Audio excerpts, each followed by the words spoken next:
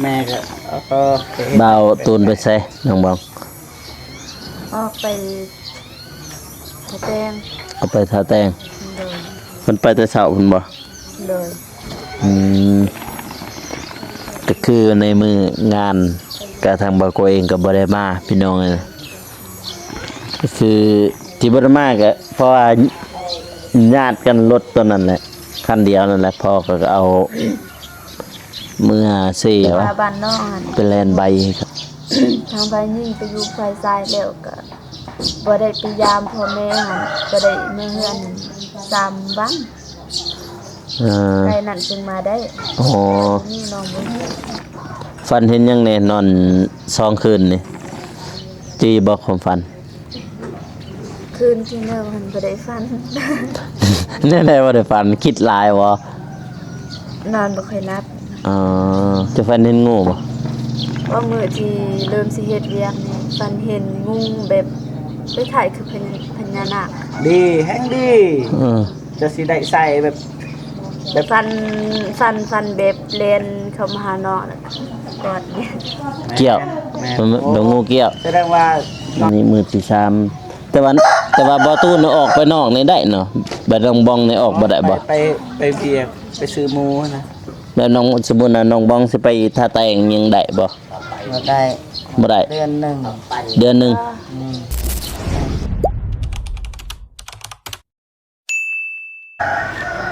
มาน้องเอ้ยเปิดภาพมาบัดนี้ป้าที่โซหายหน้าหายตากันหลายมื้อเหลือบ่าโดนเติบเนาะพี่น้องเนาะตอนนี้ก็อยู่บ้านบ่าวตูนแล้วก็น้องบองนั่นเองเนาะพี่น้องเนาะรถเก๋งในนี่บ่มีผู้ใดดอกพี่น้องเอ้ยในบ้านนี่ก็มีแต่รถบ่าวเจ็บนั่นเองพี่น้องเนาะพี่บรรยากาศยามเศร้าๆพี่น้องเอ้ยถ่ายให้พ่อแม่พี่น้องเพิ่นได้เบิ่งนำพี่น้องเนาะมื้อนี้ก็บ่าวกลัวเดินทางมาก็เลยมาเจอทางบ่าวเจ็บเพิ่นอยู่นี่พี่น้องเอ้ยเนาะเพิ่นก็แวะมาเยี่ยมยามนั่นแหละพี่น้องเนาะทางบ่าวกลัวเองก็ดนพี่น้องเอ้ยเนาะบ่ได้มาเยี่ยมยามเพื่อนตูนแล้วก็น้องบองน้องพี่น้องเนาะในมือที่เพิ่นมันนั่นทางบ่าวกลัวเองก็บ่ได้มาบ่ได้มาแล้วก็บ่ได้เห็นหน้าเห็นตาพี่น้องเนาะในงานนั่นพี่น้องเนาะหรือว่าผิดนัดอีกแล้วพี่น้องเนาะแล้วก็สาเหตุที่ว่าบ่ได้มาก็คือรถคันนี้เนาะพี่น้องเนาะพอเราเอาเมื่อเซพี่น้องเนาะเพิ่นไปเวียกเพิ่นพอมีรถคันเดียวในกันก็เลยบ่ได้ไปร่วมงานนำพี่น้องเนาะร่วมงานนำเบาตูนพี่น้องเนาะ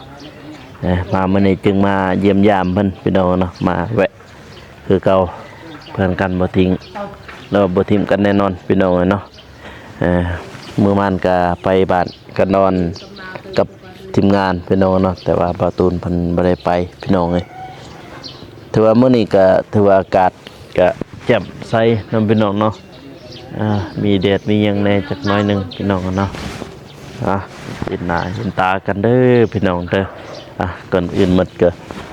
กราบสบายดีและสวัสดีเด้อพ่อแม่พี่น้องเนาะบ่ว่าจะอยู่ภายในหรือว่าต่างประเทศก็ยินดีต้อนรับเข้าสู่ช่องเบาโกชนบทชาวปปลาวพี่น้องเนาะหายหน้าหายตา3-4 วันพี่น้องเนาะบ่ได้ลงคลิปลงหยังพี่น้องเนาะเมื่อวานก็ได้มาพี่น้องเนาะแต่เฮาบ่ได้ถ่ายคลิปพี่น้องเนาะมามื้อนี้มาเยี่ยมยามก็มาแต่เช้านั่นแหละพี่น้องเลยมาเจอ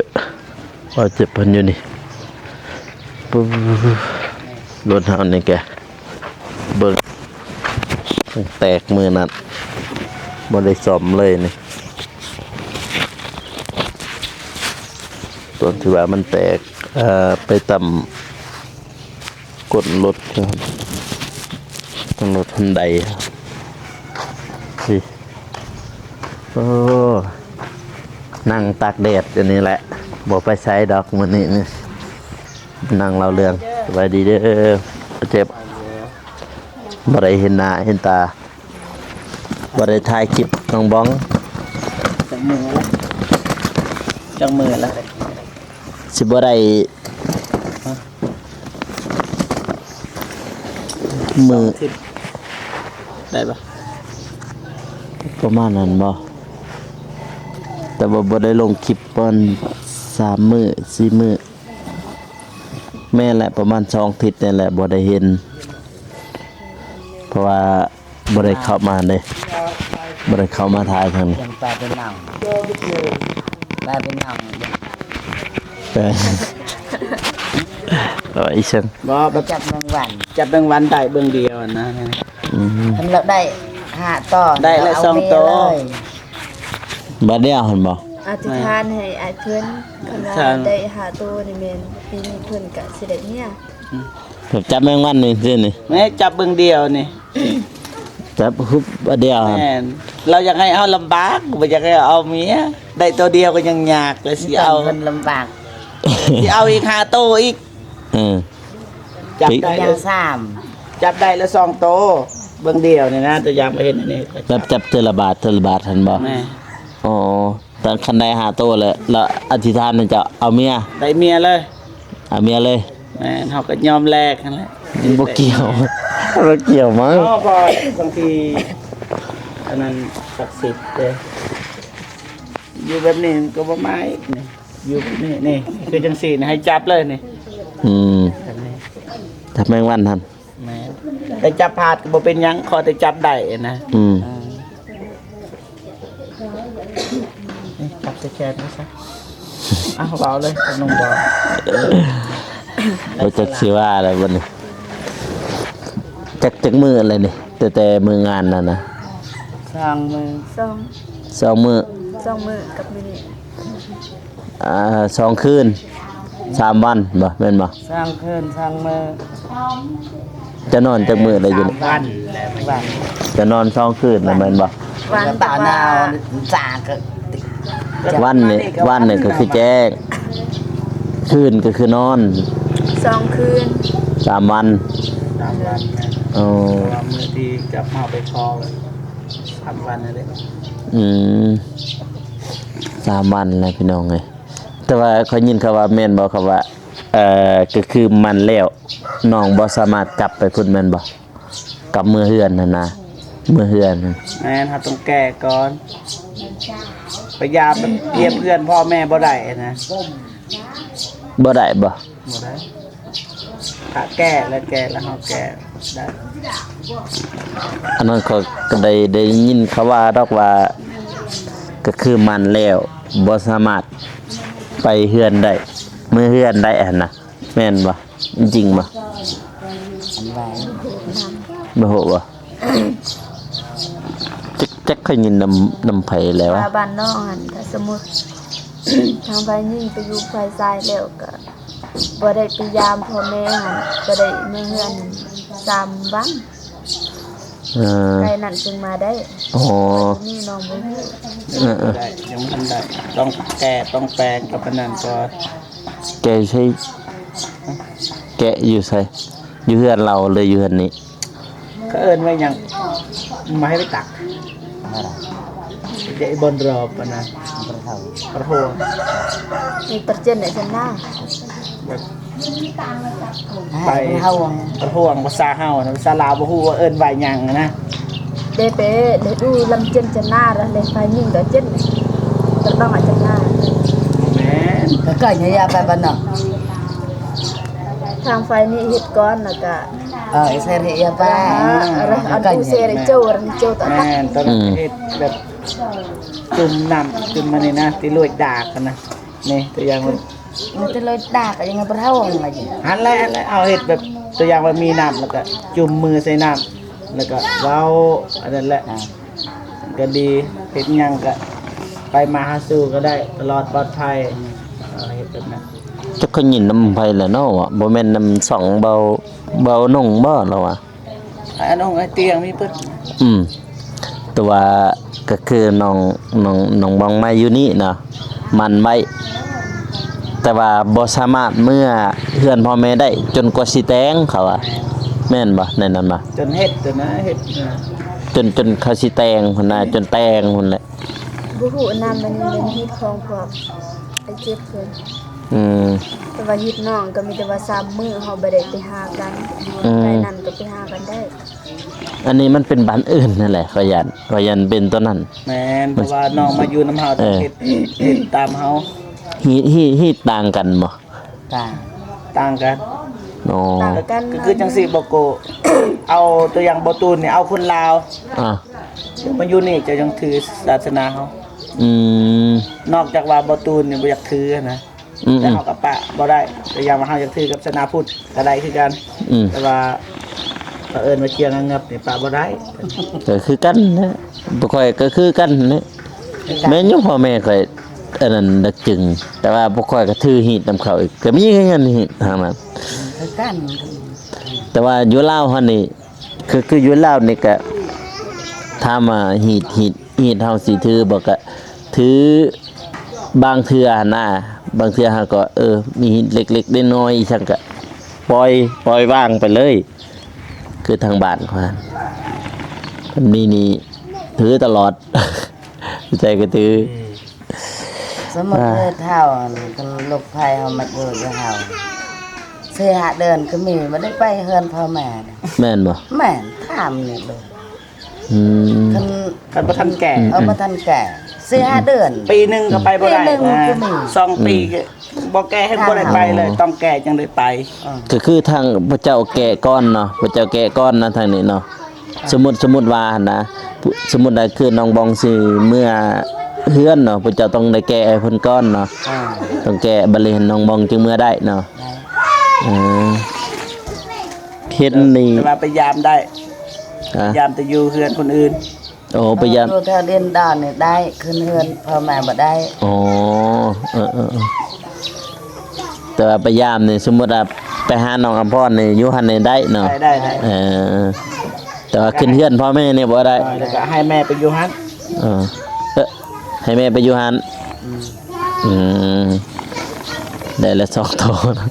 ตามละ ถามยังซ่า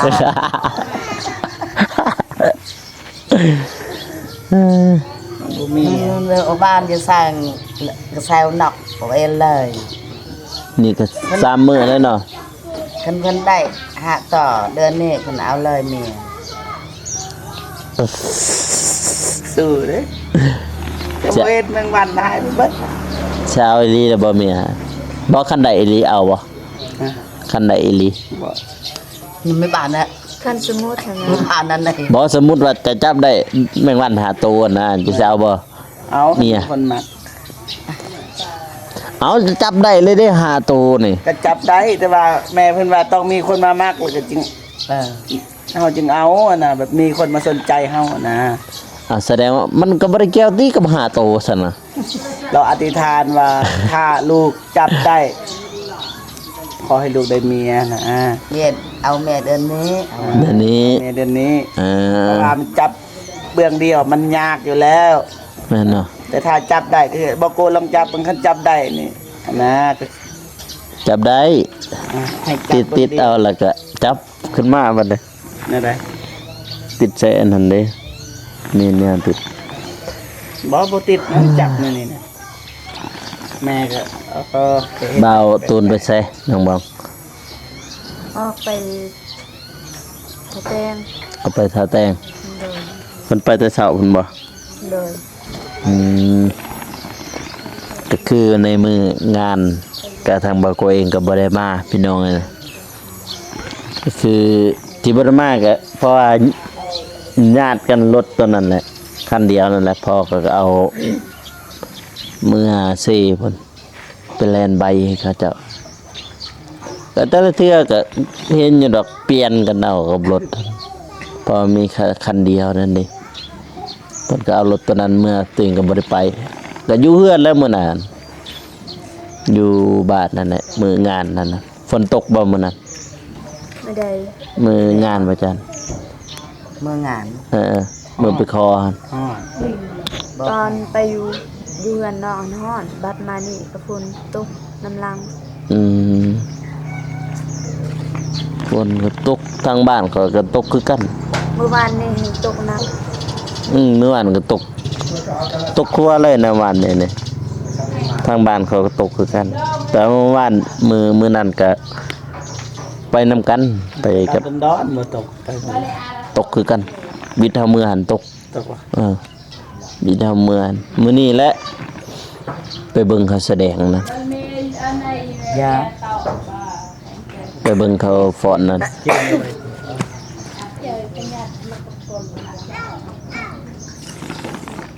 ฟันเห็นยังแน่นอน2คืนนี่จีบอกความฝัน คืนที่1มันบ่ได้ฟัน แน่ๆว่าได้ฝันคิดหลายบ่ นอนบ่ค่อยหลับ อ๋อเลยบ่ได้ฝันซ้ำ เดี๋ยว คืนที่2ในบัดนี้ คืนที่สอง แต่บ่จื้อ จีบ่ โอ้ท่านก็จำจัด ฟัน ในป่าบนอะไรเราเจียงมันบัง เป็นโมงเฮาก็อยู่นี่ มาฟันเห็นงูหันเป็นจะได้ ฮะ มันก็ฟันเห็นงู เห็นงูดีใช่ปะ ก็ดีแต่ว่าเจอเนื้อคู่ บอแม่ก็ว่าได้ใส่คอได้อันนี้ได้แล้วมีใส่คอแบบเขาให้อะนะใส่คอมันอาจสิบ่มีราคาหยังแต่ว่าเฮาได้เอาไปใส่นะ จะฝันเห็นงูบ่ ว่ามือที่เริ่มสิเฮ็ดเวียกนี่ฟันเห็นงูแบบไปถ่ายคือพญานาค ดีแฮงดี เออ จะสิได้ใส่แบบ ฟันแบบเลนเข้ามาหาเนาะแล้วกอดเนี่ย เกี่ยว แม่ มันเดี๋ยวงูเกี่ยว แสดงว่าน้องสิได้ใส่คอสิได้ใส่คอแม่ไปแปลแบบนั้นเด้ แต่ว่าผมฟันนั่นน้องก็ได้บอกกับพี่น้องทุกคนก็ว่าบ่เป็นหยังงูหันคือแบบคล้ายๆพญานาคแล้วก็มีอยู่เครื่องกลางหันมีทองนั่นแบบเป็นทองแหวนนั่นน่ะ ตอนนั้นอยู่กับพ่อแม่แม่นเฮาสิได้ใส่คอน่ะบ่ฮู้ว่าใส่คอมีคาหรือบ่มีมันก็คล้ายๆใส่คอ อืม นั่นเป็นมือที่เริ่มที่จะมาก่อน แม่ นะ นแม่น เออ แบบ พว นั้น กว่า บ่ฮู้ พวกที่พี่น้องของไอตูนลุงมาถามหันคืนนั้นนะ แม่นแสดงว่าได้ว่าใส่คออย่างพ่อแม่ได้ว่า ใช้คอเงินนั่น ใส่คอเงินใส่คอคำก็แล้วแต่แม่ก็แปลแบบนั้น อ๋อ กันว่าเรื่องดองเรื่องอันนั้นเด้เดี๋ยวนี้นี่แม่บ่ได้แปลแบบนั้นแม่เอาเล็กบาดนี่แม่เศร้าแล้วแต่ก่อนนี่กันปันแบบนั้นมีแนวสิได้นะ อืม เดี๋ยวนี้นี่บ่ เดี๋ยวนี้ฟันตัวใด กลายเป็นเลขเบิด เป็นเลขเบิดเอาหวยเบิดเนาะ รวย เมื่ เบิ อ ด คืนนี่ก็ฟันอยู่นะ แต่บางคำก็จื้อบางคำก็บองจื้อแต่กระเป๋า ท่านเห็นกระเป๋าก ระเป๋าเงิน กระเป๋าเงิน กระเป๋าเงินของน้องเอง อืม กระเป๋าอยู่เฮือน มันบ่อยู่นี่ได้เอามาอยู่ แต่บ่ แล้วก็ได้ฟันแบบอยู่นำกันกับอำพร อ่า บ่ได้โทรหาเราบ่ ก็ได้เสร็จอยู่มันมีเพิ่นก็ว่าตัวเองลงบนบานบนดอนนั่นแหละ อ๋อ คือการอยู่อ้ายก็สิลงไป พอดีเจอกันนั่นแหละแต่เราอะ กันจังหน่อย เจอกันนั่นแหละ แม่เราพูดเด้นั่นแหละ อำพรเพิ่นมีพี่น้องเด้ทางกระตอ เคย น แม่เคยได้ยิน แม่ละทัดในถามดูจะได้เรื่องบ่โกงเนี่ย เราเบิ่งคลิป เมื่อคลิป คิดว่าจังไดบ่โกงกับน้อง ติด พ ตาม รบ่ มันเป็นสตักลำแจก บ่โกงไปรวมน้องพรอ๋อ เสียทางนี้ก็เสียอยู่เนาะ เสียอยู่ เสียอยู่ทางนี้ เพิ่นว่า นั่งอยู่ใน นี่เห็นแล้วเนาะอืม แม่เราทำยาเราทำอะโบโกไปลมบ่ น้องพรบ่ ตัวมิดแล้วส่วน จะไปถ่ายแล้วสิไปเบิ่งเราซ้อมห้องเพลงอันนี้เพลงเราก็เรียนมื้อนั้นสาวไปเรียน ทั้งสาวน้องเด้ทั้งสองก็แอนมีแต่เฮ็ดภาพซื่อ แต่บ่ฮู้ว่าเพราะว่ามันบ่ฮอด8นาทีเด้มันวางโฆษณาบ่ได้ แต่ว่ามันก็วางให้มันวางน้อย จักได้จะมันวางบ่ วางเอาเคยได้เฮ็ดเพลงอยู่ นั่นแหละถ้ามีดก็ถามเรื่องเพลงนะโอ้มันเฮ็ดได้ว่าเข้าก็ได้เพลงเรื่องเพลง มันยากถ้าเฮาบ่จริงจังในเฮ็ดเพลงยากเขาต้องมีดนตรีเบิดเฮาจึงเฮ็ดง่าย ฮะ เฮาต้องมีเครื่องคองเบิดนะอุปกรณ์เฮาจึงเฮ็ดง่ายเฮาบ่เสียนะ อืม แต่ถ้าเฮาบ่มีหยังแล้วไปเฮ็ดลงทุนมันหลาย ก็คือถ้าบ่เจ็บเฮ็ดบ่หลายบ่เจ็บเพราะว่ามีคนฮู้จักหันนะ อืม เขาก็สิเฮ็ดให้ฟรีบางทีนะเพราะว่าหมู่ครูมันแต่สุดหลายเขาเฮ็ดเพลงนะเสี่ยวมีแค่แน่หมู่ก็บ่เอาเงินมันนี่ อืม แต่ว่าถามว่าเฮ็ดหลายเพลงนี่เฮาก็เกรงใจมันแต่ว่า อืม สักเพลงหนึงตัวอย่างว่าเฮ็ดน้องอภรเพลงหนึง2เพลงบ่ได้เสียเงิน แต่ฮีดข้องเนี่ยแปลงเบิดแล้วเนาะไปทางนี้เนาะเฮ็ดเบิดแล้วเนาะ เฮ็ดแล้วไปอยู่จังซี่ ได้อยู่แล้วบัดนี้ แต่ว่าน้องบ้องนี่งงบ่ฮู้หยัง ภาษาก็คล้ายกันนะเนาะ มันบ่ค่าย บ่คล้ายเลยบ่คล้ายเลย ขายอะไรอ่ะ เพราะว่าแม่นี่ผู้ใหญ่นี่เขาเข้าใจเด้ เข้าใจ น้อง นะ บ้องเว้าเวลาแม่เว้าน้องบ้องงง งงวะ เพราะว่าผู้ใหญ่เขาผ่านภาษามาหลายแล้วนะ คือบ่ค่อยคือกันคือทางบ้านทางตะจึงก็ภาษามันแม่นอยู่แต่เรียงหมดแต่ว่าคือกันแหละบางคำก็เข้าใจบางคำก็บ่เข้าใจกันนะบางทีคอยเว้าเขาสิเข้าใจบางทีเขาเว้าไอ้ข้อยบ่เข้าใจมันยังเขาเว้าอะนะก็เลยบ่ฮู้นั่นน่ะแบบคือทางบ้านมันจะนั่นแหละบางคำก็คล้ายๆบางคำก็บ่คล้ายก็มีแบบนั้น ภาษาบ้านเจ้าขันไปจักนักไงไม่รู้ไม่โก้นี่ ฮะ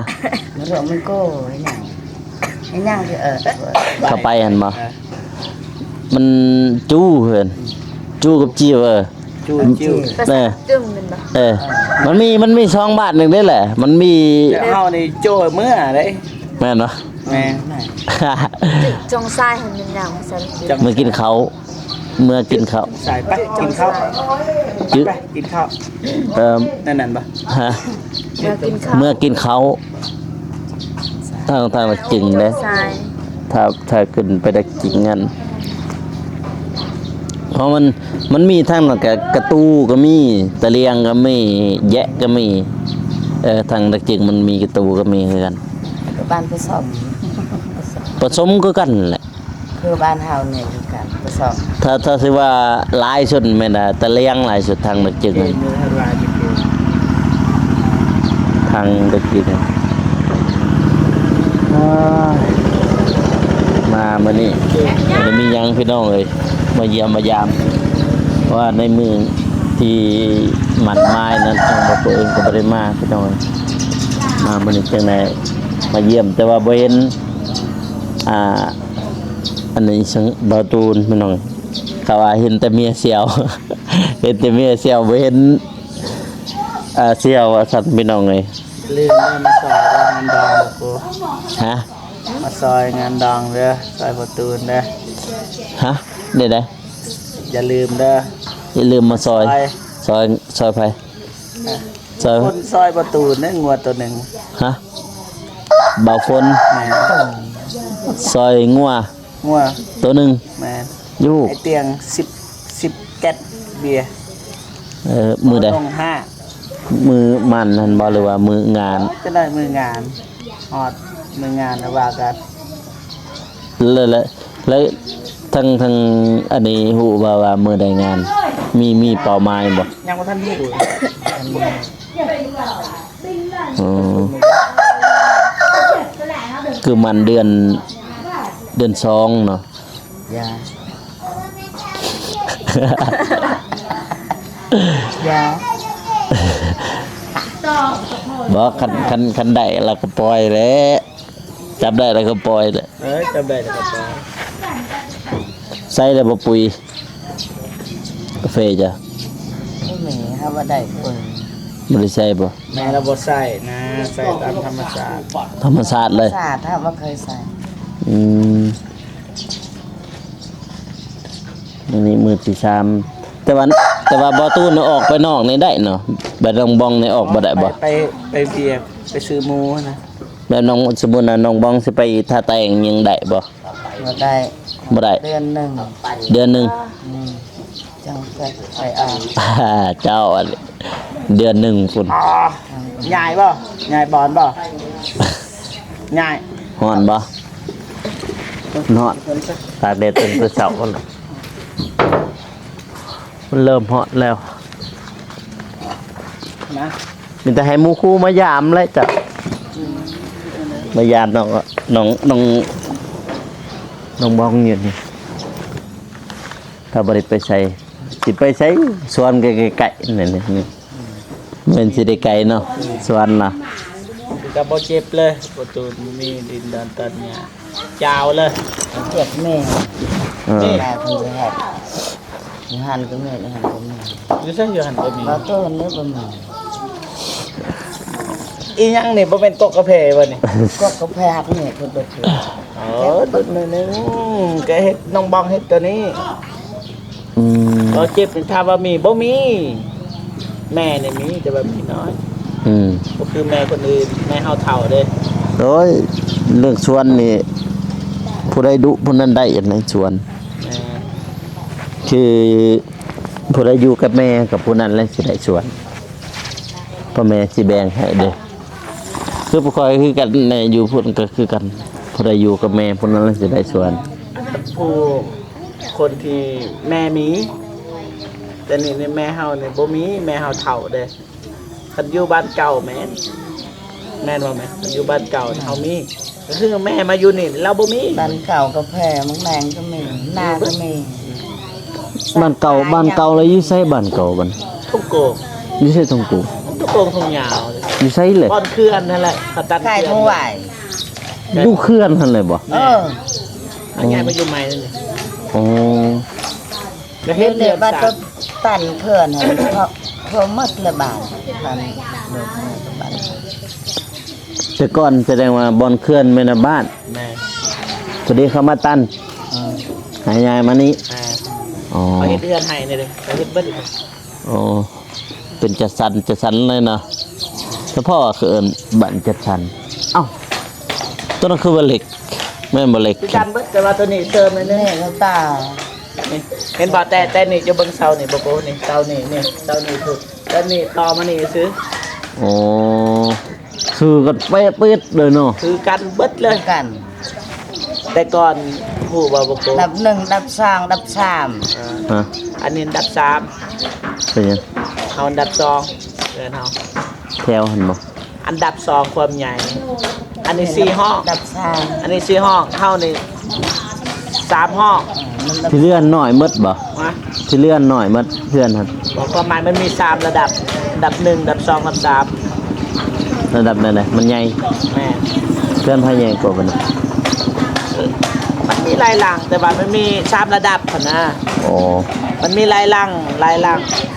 แต่ว่ามี3ระดับก็คืออันนี้ระดับ1 ตกใจคิดว่าประตูนี่ถึงหนาคือกัน หนามไปอ่าน อายบ่อืม อ่านต้นเกิดต้น ติดกันบ่ สู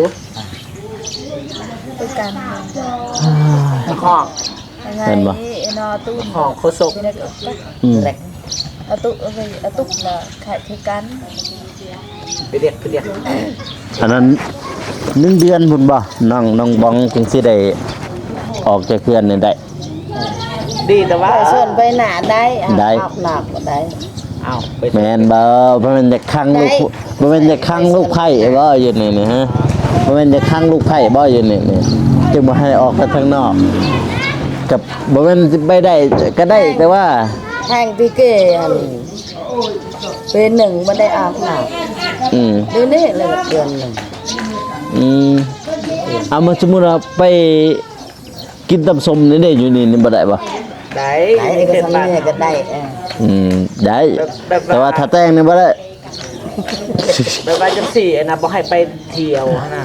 แบบบ่ให้ไปเที่ยวคือ คือเฮาเคยพาน้องๆขึ้นไปเที่ยวบ่ได้ โอ้นั่นน่ะบ่ได้ ว่าไปเฮ็ดเวียก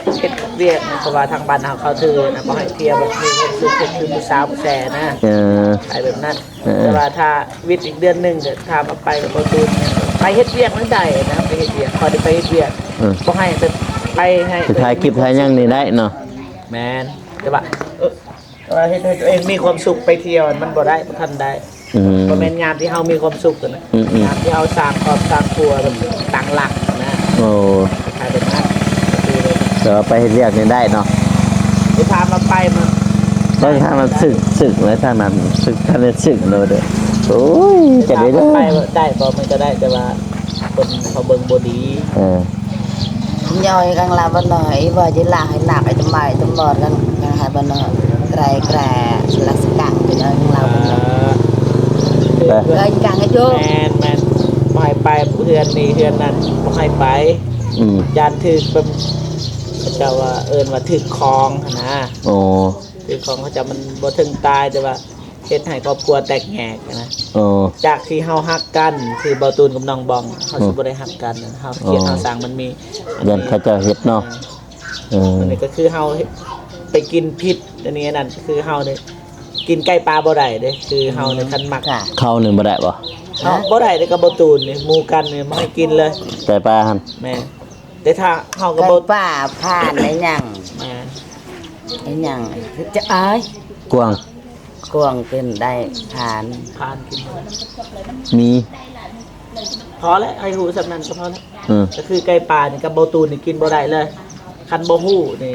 เฮาบ่ฮู้เลยตัวอย่างเมียเบาตูนเฮ็ดนี่เฮาบ่ฮู้เอาไปกินก็ยังว่าโอเคถ้าว่าฮู้เลย อันนี้คือไก่ปลา tên nó tặng nó đẹp แม่ cả เขาสิบ่ได้ผิดกันเลยกับเบาตูน à à ฮะ บ่ได้ผิดกันแต่ว่ารู้สึกว่าขี้คร้านไปเด้บ่มีเวลาไปหาเด้ โอ้ รู้สึกแบบนั้นนะเขาบ่ได้ผิดกันนะแต่ว่า เออ มันสิห่างกันเลย อืมอืม แบบนั้นน้องบองคือกันนั่นแหละเขาจึงว่าบ่ให้ไปเฮือนนี้เฮือนนั้น จะน้อยว่าก็เห็นนะเห็นนี่เนาะ มันบ่ได้แต่ถ้าเฮ็ดเวียกเฮานี่ปกตินี่ไปทำมาหากินนี่ได้ นี่ยังบ่ทันเฮ็ดเวียกแล้วเนาะนี่เนาะ เนี่ย บ่ทันได้ทดสอบมือมื้อเช้าติดจังโมงมื้อเช้านี่ ไปทดสอบเราก็เฮ็ดได้น้องบอง 4โมงตื่นเช้าๆแน่ tên nâng khẩu ไผตื่นนี่บ่เออเนี่ยนั่นแหละ bữa mẹ nâng khẩuนี่ลูกไผ่ก็ลูกไผ่แหละ เออ คือ นี่ ไปสองคนน่ะได้อยู่นํกัน แม่นบ่ยินดีบ่อยู่อันนึง น้องก็ตื่นเข้าแต่ว่าอีกผู้หนึงน้องเพิ่นให้กิน อืมก็เปลี่ยนกันนั่นแหละพี่น้องเอ้ยว่าส่วนแบบส่วนผักส่วนหยังก็บ่ได้มีบ่ส่วนผัก nè บ่มีอืม แต่เฮ็ดแล้วรักมาแต่เบาตูนนี่ตัดทิ่มเบิดกาแฟแม่ไปเลี้ยงไก่ตายเบิดเลี้ยง ข้างล่างหั่นบ่ แม่ อืมเฮ้ยยาวเลยพี่น้องเอ้ยเดินทางไปใช้ต่อบ่เจ็บเจ้า ไปหาไอ้เตี้ย ห้ามบ่เตียงบ่คือกันแล้วก็จะเข้าไปทาแตงคือกันแล้วก็ทายหันแล้วก็บ่ายๆจึงออกนำกันไปทางอ่าบ้านกันดอนพี่น้องเอ้ยเนาะไปเบิ่งการแสดงวัฒนธรรมของเมืองแล้วก็แขวงพี่น้องนะเมื่อวานนี่เพิ่นเปิดรับเอาการแสดงของบ้านกันดอนช่างละเขารับเอานั่นแหละพี่น้องเนาะแล้วก็เขาจะเปิดกล่องประชุมแน่อยู่บ้านกันดอน mới lại từ ใหญ่ từ เนาะผู้ใหญ่เนาะ แมนเขาเปิดกล่องประชุมเขาจะเอาเมื่อวานนี่เป็นบ้านฮีตของประเพณีของประเทศนั่นแหละพี่น้องเนาะ ระดับประเทศ ระดับประเทศและเมื่อวานเขารับใบประกาศแล้วก็เปิดกล่องประชุมคักแน่พี่น้องเนาะ เบิดเลย ประมาณนั้นแล้วมื้อนี้ก็สิได้เบิ่งการแสดง เพราะว่าง่ายๆก็คือทุกๆปีเนาะพี่น้องเนาะเพิ่นก็จะเฮ็ดทุกๆปีนั่นแหละพี่น้องแต่ละปีพี่น้องเนาะฮิตของประเพณีของชนเผ่ากะตูพี่น้องเนาะอยู่บ้านกันดอนพี่น้องเนาะไปมื้อนี้ก็เดี๋ยวเราสิได้ไปต่อเด้ สิได้ลาน้องบ้องไปก่อนมื้อหน้าพบพอกันไหมพี่น้องนะแล้วก็สิ อย่าลืมเกียมเด้อ เกียมหยัง ดอง ค่าดอกบ่ยากดอกค่าดอก ใหม่คนละมือ ซอยแต่ว่าถ้าฮอดงานพุ่นแหละพี่น้องเอ้ยก็ทำบ่โกก็บ่ทันได้รับปากได้ว่าสิซอยเท่าไหร่แต่ว่าก็สิซอยแต่บ่ทันรับปากว่าสิซอยเท่าไหร่นะ เพราะว่าถ้าเบิ่งฮอดมือฮอดยามมันบางทีฮอดยามเฮาบ่มีเด้จุกก็มีกันเด้ไปพี่น้องเอ้ยขอโตวลาก่อนเด้อ เลย สบายเด้อเมื่อได้ เพราะว่าเพิ่นมาพี่น้องเลยเพิ่นมาบ่เห็นข่อยในมืองานมันยังไงก็ข่อยบ่ได้มาจะสิเห็นได้จังได๋ในมืองานนั่น โอ้ น่ะ ยาวเติบนะ เพิ่นบ่ได้เห็นเพิ่นว่าบ่เห็นเบ้ากูเพิ่นน่ะบ่เห็นในมืองานเฮาบ่ได้มามื้อนี้ก็จึงได้มาพี่น้องนะไปโอ้ยพี่น้องเอ้ยเตรียมตัวเดินทางกลับตัวพี่น้องเนาะแล้วก็เจอกันอยู่ที่บ้านกันดอนนั่นแหละพี่น้องเนาะสำหรับคลิปนี้ก็ทางเบาโกเองก็อวยพรให้ผู้ใหญ่ทุกท่านเนาะผู้เพิ่นเบิ่งอยู่นี่ให้จะมีแต่ความสุขความเจริญปรารถนาสิ่งใดก็ขอให้ได้สิ่งนั้นให้ได้ดังสมปรารถนาไปใส่มาใส่ไปหอดจอดให้ถึงให้มีก็แต่คนฮักคนหอมคนฮักคนแพงสาธุพี่น้องเนาะสำหรับคลิปนี้ขอกล่าวคำว่าสบายดีพี่น้องเอ้ยแล้วเจอกันอีพีหน้าเด้อพี่น้องเด้อบ๊ายบาย